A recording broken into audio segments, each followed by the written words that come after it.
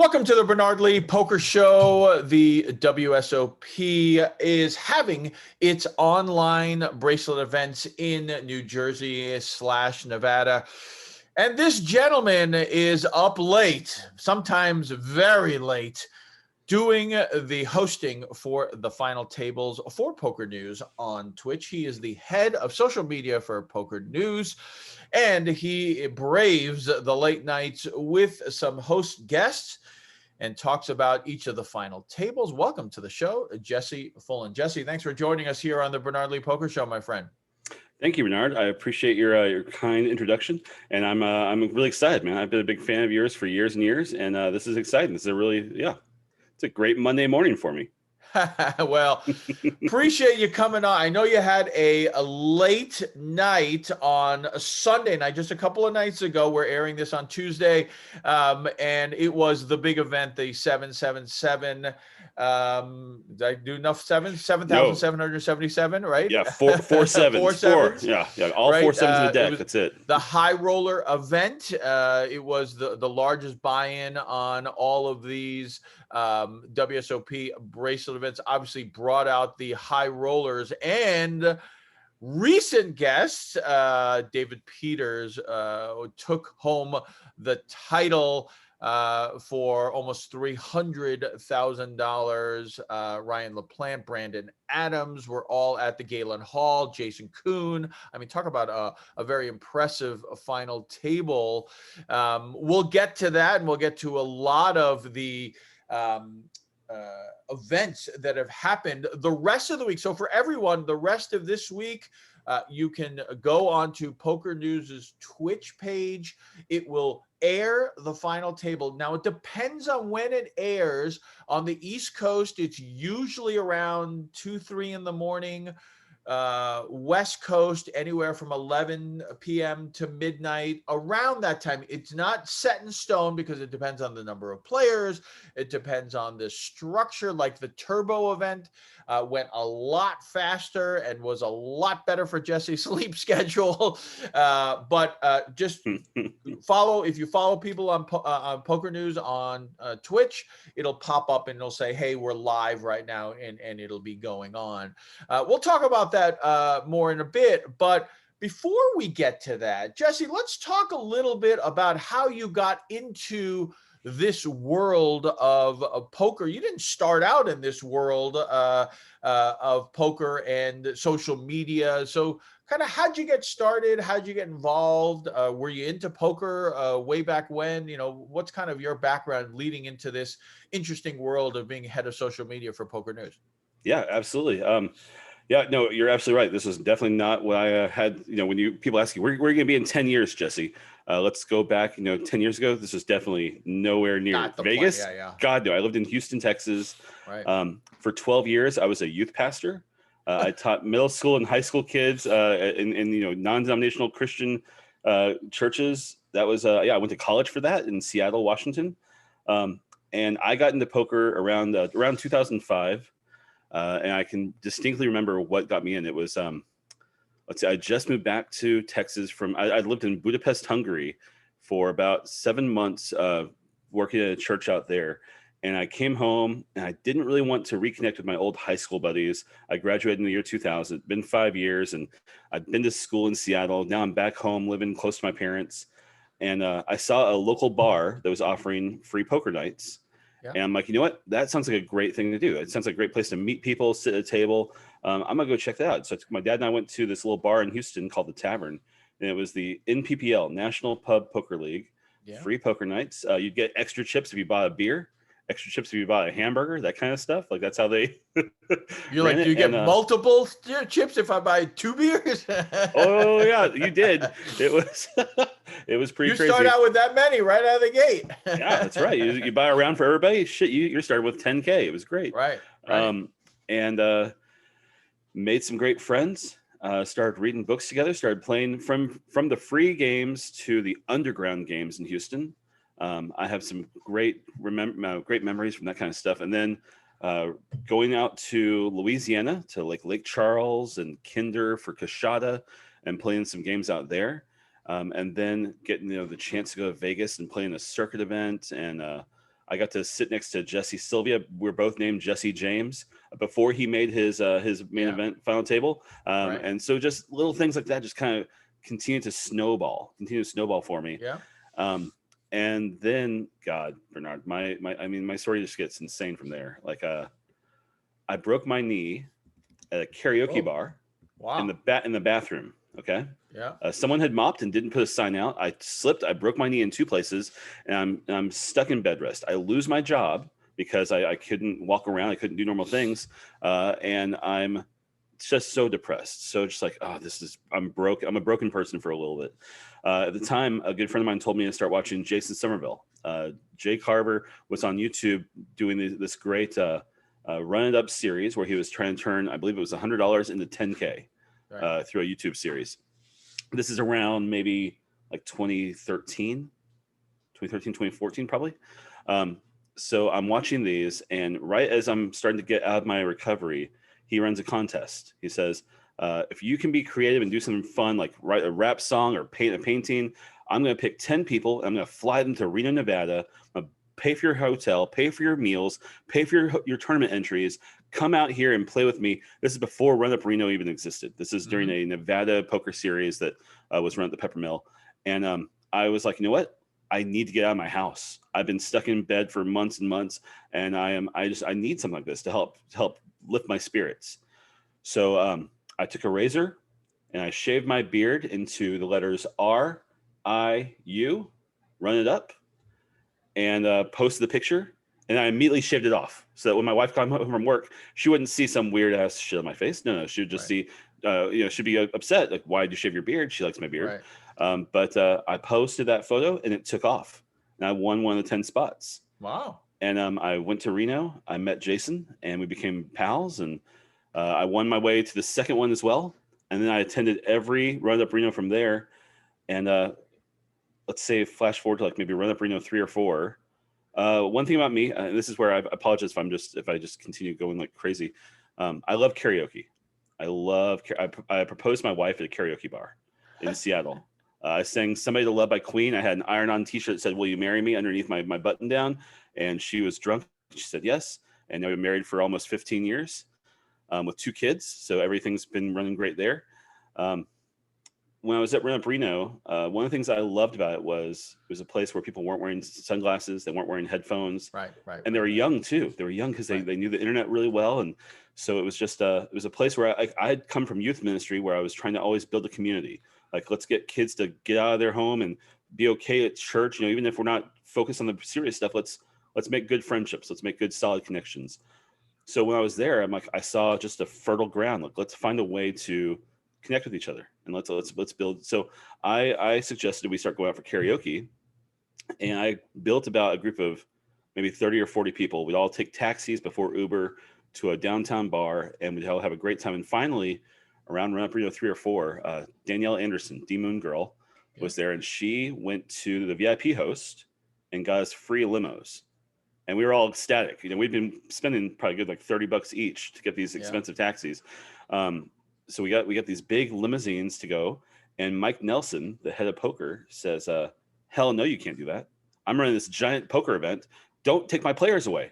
Like, what are you doing? They're going to go out, get drunk, get home at 3 a.m, and go straight to sleep. I want these players out here playing. So he went to Jason, their creative team, and said, how about I give you a free karaoke night on site in our nightclub? Yeah. But you have to facilitate. You have to run it. And they turned to me and said, can you do this? And I didn't even ask for any money. I was like, yeah, open bar, karaoke on site. I don't have to pay for a cab. In a heartbeat, I will. And that grew from 10 people up to, at the last RunUp Reno, it was like 300 strong. It became a highlight of the RunUp Reno poker series that people would ask about that before they ask about the main event guarantee. One night is karaoke night. Yeah. Is it happening? I gotta make sure I'm there for karaoke. That's just so much fun. And that turned into a job. Surprisingly, it went from running it, every time they just pay for my hotel, into paying for like a tournament entry, turning into an actual paycheck at the end of the series. And then I was living in Vegas. I've been here for 7 years now. I moved out here originally to work at a church. I mean, that's how recent this church stuff was for me. But they said, hey, we're opening an office and we would like to hire you because we trust you. We know you so well. Why don't you be our our secretary? We don't know if you have any talents. You're a youth minister. There's no need for that at Run It Up, but you can open the doors, you can answer the phones. We want you to come into the family. So And this is for Run It Up Reno, kind of. they had an office here in Vegas called RunUp Studios, Got and it. their whole goal was to create a place for all Twitch poker streamers. What do you need? Yep. You need art? Do you need moderators? Do you need just advice? Like, we're going to give you a one-stop shop for all things Twitch poker to help you grow and go out with confidence. That was their whole Right. goal. Plus, they'd bring in big streamers like Lex and Kevin Martin and Spraggy Yep. and all those guys to support as well. So I took a job there as a office manager, and they had a guy doing social media who didn't know poker at all. He knew social media great, but he had no poker experience. And working in churches, I had to do social media to communicate with my kids and their parents. So I'm like, hey, I can do that same stuff. Plus, I know the voice. I know poker. I'm one of your fans. Can I try it out? And I took it and I ran. My highest moment was going into some video editing, getting an opportunity to really make some really fun content for the RunUp social channels. I got nominated for a GPI award for a Chris Moneymaker music video I made. I don't know if you ever saw it, but Chris Moneymaker was playing on New Jersey Poker Stars, and he starts singing along to a Black Eyed Peas song, and he's Chris Moneymaker. He's just hilarious. So I took that and I found the music video and I put them together. Where I think I remember that. Yeah. It jumps into Moneymaker hitting the beat just on the right spot, and I didn't win, and as I should not have for something so stupid. Right. But it was awesome. It just felt like I was in the right spot. I was doing the right thing, and unfortunately, when COVID hit, Run It Up closed their doors, and we were all told, we're being let go with no expectation to come back. So but I bonded really well with Chad Holloway over the years, over our love of comic books and pop culture and poker as well. And he knew I was doing good at Run Up, and he's like, hey, come work with us at PokerNews part-time. And that turned into a full-time position. I've now been full-time at PokerNews since October of last year. That's awesome. That's great. That's how we met a couple of years ago. I know Chad introduced me to you with regards to some of the social media stuff that you were doing with Poker News, and we had chatted and talked. And I know that I follow you and watch every once in a while on the Twitch when I'm up. Obviously, East Coast is different. And the other day, while I was getting deep in one of the events, you guys just popped up on. You came on before the final table and then just kind of started talking, goes, hey, if anyone's still in this thing, let me know. And I would just literally was like one of the first ones on, just because we were right on the bubble. We were near the bubble, and everyone was just stalling everything. I mean, I won't say that I wasn't either, because I was very short as well, but like typed in real quick and they're like, hey, Bernard's there. And then you guys didn't even know I was at the table that you guys were streaming. Yeah, it's hilarious. It was D-Neg's table. That's why I was like, oh my God. I was literally sitting right next to him, and I didn't want to say anything because obviously you guys were technically live. I didn't realize you guys were live because you don't have cards. So you guys, I thought you'd be like 5-10 minutes behind like most of the streamers, but you guys were really spot on. I was like, oh my God, like literally that hand just happened. Like, oh yeah, like you're 5 seconds behind me. And so I didn't want to say anything because everyone at that table could know who it was, except not that really made that much of a difference since we're folding basically everything. But at that point, didn't want to say anything. But that was definitely a crazy event, obviously, when it gets into that turbo situation. But how has your transition been from Run It Up to Poker News? It's been great. I mean, it's funny. When I worked at Run It Up in social media, my goal was to take the underdog story and kind of highlight it, make these guys who go to Reno twice a year feel like big pros. That was my goal, to get great pictures, get great content, and really ramp them up. When I got my first summer doing Poker News part time, I'm told instead of shooting Andy Smith from Ohio, you're shooting Philip Ivey. Phil, he goes by Phil, I think. Ivey is who you're, and so it was just like, are you freaking kidding me? This is amazing. I mean, there's one event back in 2019 where Helmuth and Ivey are at the same table with a guy right in the middle. It's a 10K buy-in. I can't remember what the event was, but it was just like, this is amazing. This is great content. This is so cool. So yeah, it was a dream come true. I mean, that's what it was, honestly. Right. And what were you specific, like, explain to my listeners the role that you were doing initially with Poker News and how it's kind of expanded. What is, because some people will hear that term, head of social media, and then some people will be like, oh, so he just does their Twitter account, or Gotcha. oh, he just puts it something on Facebook. What exactly is that title, and what exactly does it do? Kind of what's your day to day? So I definitely think head of social media means different things for different places. And at Poker News, it means mostly like, hey, come up with fun content. Let's find engaging content that's really interesting and fun, and not necessarily the same old. Like we already have the news covered to a great level, on our other pages. We want you to find fun stuff. So when I would go to the Rio, luckily it was a 15-minute drive for me every day.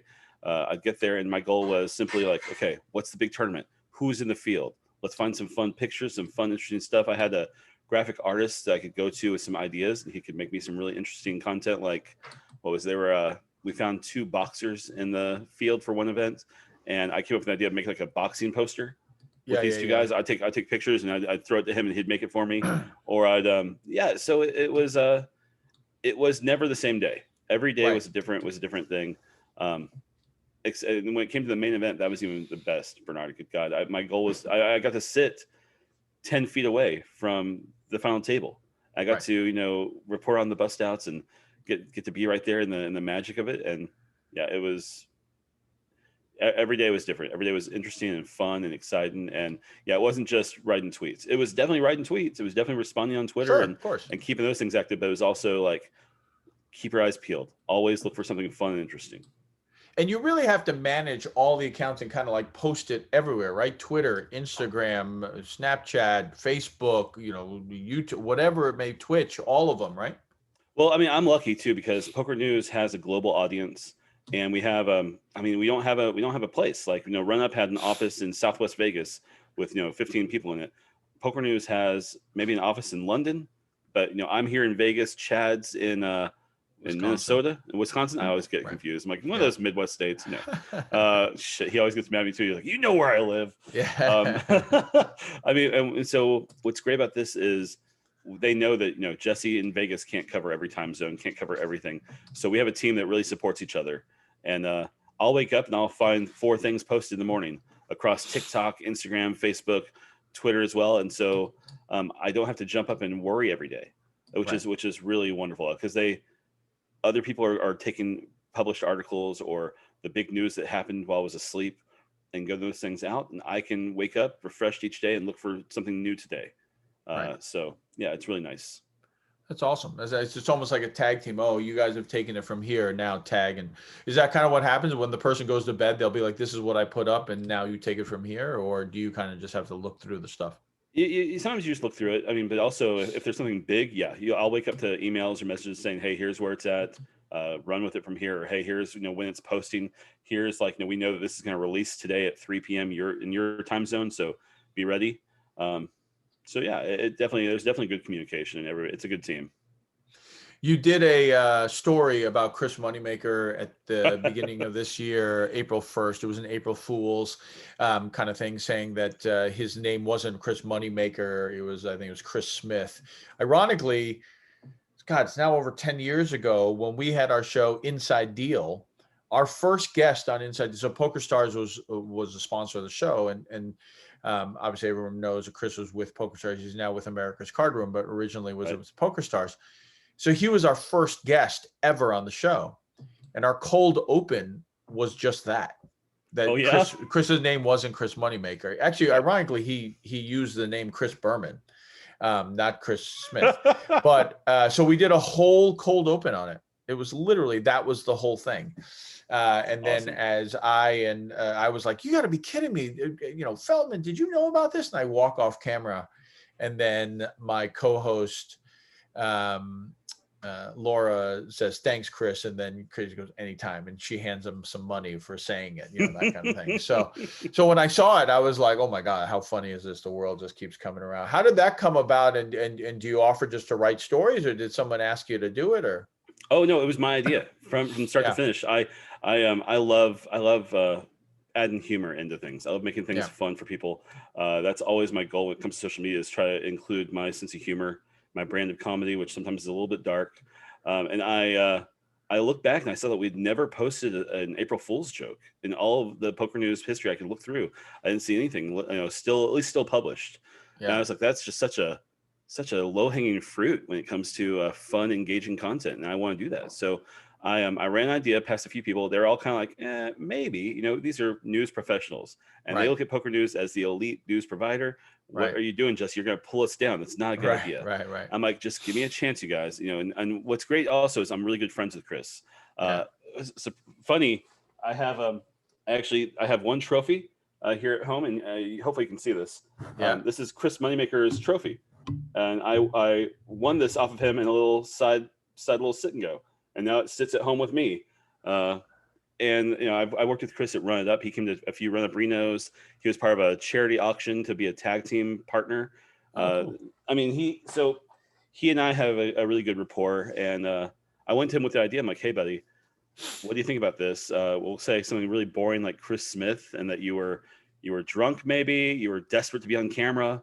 And he's like, I love it. That sounds great. What do you want me to do? And I wrote a script.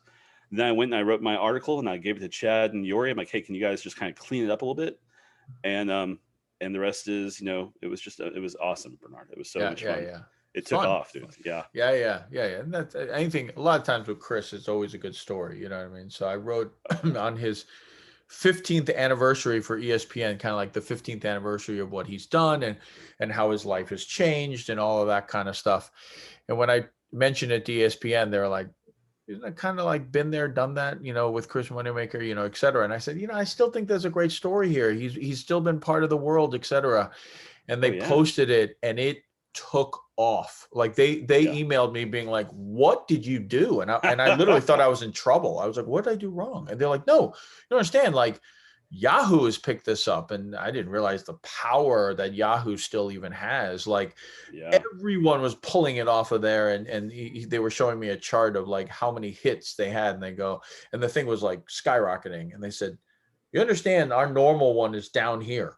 Like what is going? I was like, that's great. I mean, like it's Chris still has that, cachet. So I think that's the incredible thing about it. He's a great guy. I mean, like you said, just great guy. I've been very fortunate to become very good friends with him as well. And it's always been fun. So, but when we come back, we're going to talk more with Jesse about the live streaming, which again, you can go on Poker News, the Twitch page, and watch it. You can watch every single final table during this WSOP. The rest of this week will conclude the USWSOP.com, and we'll talk about GG Poker as they're going to continue their series when we return here on the Bernard Lee Poker Show.